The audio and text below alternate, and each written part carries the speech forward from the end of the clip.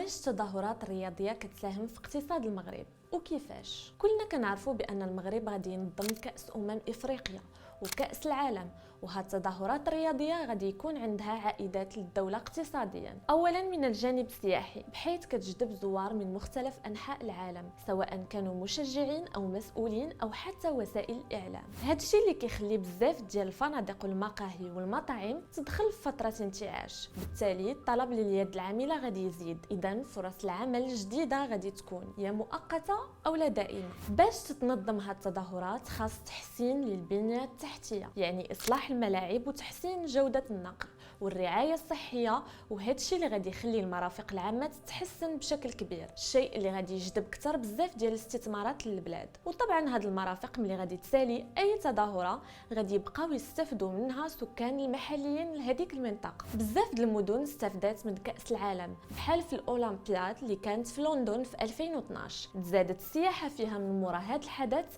ب 12%. وايضا في قطر ساهمت في زياده الزوار للمدينه بانشاء مطار دولي جديد، والبرازيل وغيرها. خلاصه هاد التظاهرات الرياضيه غادي تعرف العالم على بلادنا اكثر وعلى صناعتنا المحليه، وغادي تحفز بشكل كبير النمو الاقتصادي والرياضي على الساحه العالميه. وانتوما مع هاد التظاهرات في بلادنا ولا لا؟ دير معك سبسكرايب باش يوصلك ديما الجديد.